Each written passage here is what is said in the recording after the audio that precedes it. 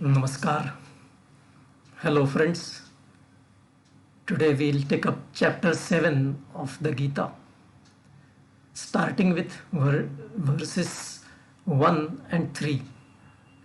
Shri Bhagavanu Vacha Maya Saktamanaha Partha Yogam Yunjan Madashrayah Asamshayam Samagram Mam Yatha Jnasyasi Tat Shru Manushanam Sahasreshu Kaschid Yatati Siddhaye यततामपि सिद्धानां कश्चिन्मां वेत्ति तत्वतः. Literal meaning. Shri Krishna said, O Arjuna, keep your mind completely engrossed in me and take shelter in me only. If you start doing yoga abhyas thus, then you will no doubt understand me completely. Out of thousands of men, only one tries to attain me, and from amongst those who try to attain me, only a rare person really understands me. Practical insight. For a seeker, keeping mind engrossed in God is the most important part of his spiritual practice. Then the seeker will lose his limited identity and merge with God. But Shri Krishna says here that only a rare few can manage that kind of achievement.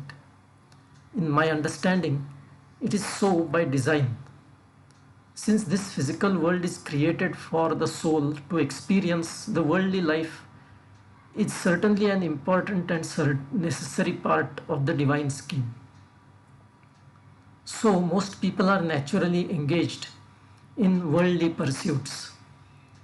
If we believe in multiple lives for a soul, then it means that most people need many lives to get fully satiated with the worldly life. So they remain attached to worldly life till their very last breath.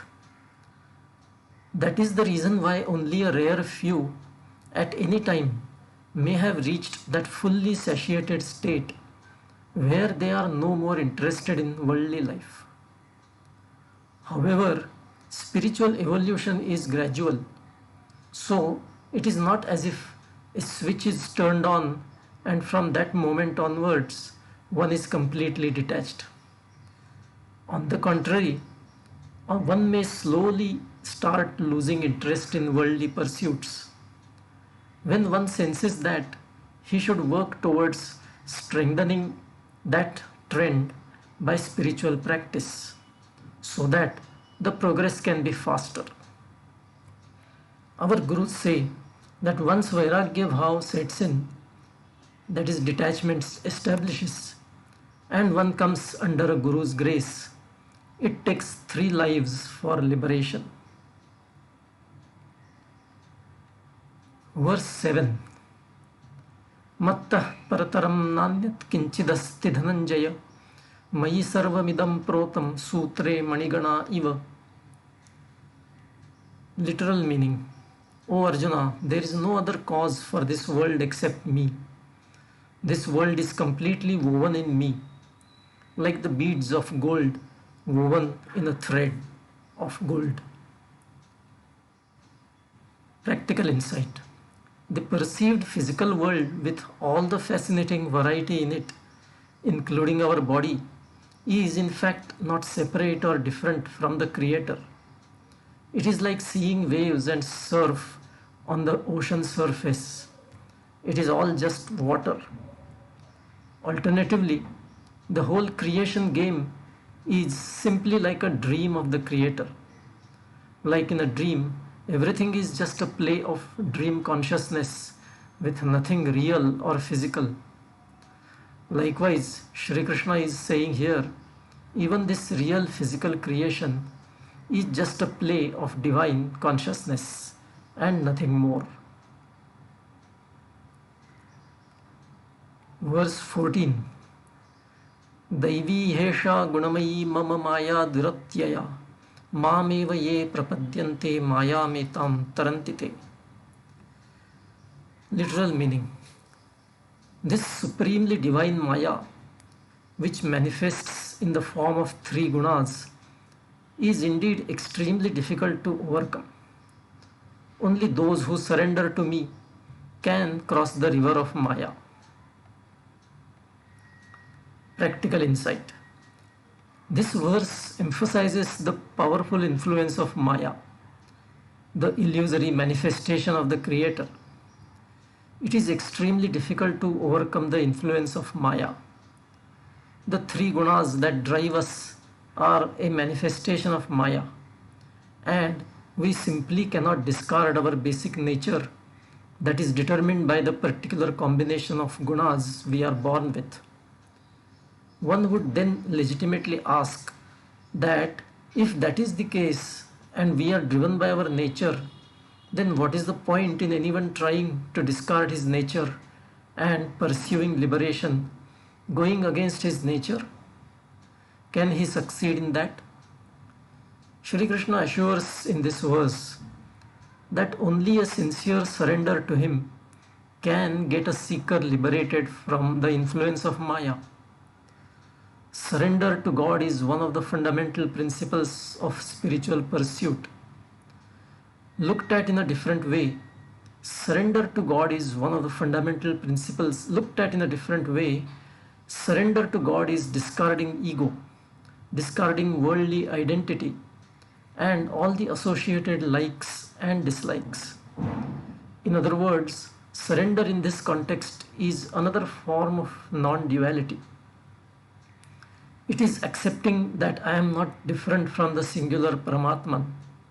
I have no desires relating to my limited bodily existence. I have surrendered all my likes and dislikes, desires and fears, and I am living in God consciousness. There is only God and no I versus the rest separate from God. If such an attitude of surrender can be cultivated and internalized permanently, that is liberation.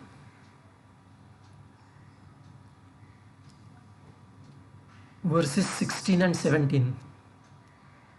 Chaturvidha bhajante mam janaha sukrutinaha arjuna arto jidnyasur-artharthi jnani cha bharatarshabha tesham jnani nityayukta ekabhaktir vishishyate priyo hi jnaninah atyartham aham sacha mama priyaha. Literal meaning. O Arjuna, Artha, meaning one suffering from illness, poverty, etc. Jitnyasu, that is one who is desirous of understanding God. Artharthi, that is one who has sense desires. And Jnani, that is one who has the spiritual knowledge, are the four types of people who have some punya, that is good deeds, to their credit, and they worship me. Among them, the Jnani is always engrossed in me and worships me faithfully. Hence, he is superior to others. I am very dear to Jnani and he is very dear to me. Practical insight. There are four different types of God worshippers described here. The Artha and Artharthi are driven by some worldly motive.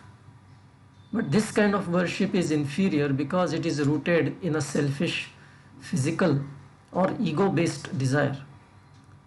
The Jidnyasu is slightly better because he is at least curious to find out about what is beyond the physical, though he isn't necessarily willing to give up the physical.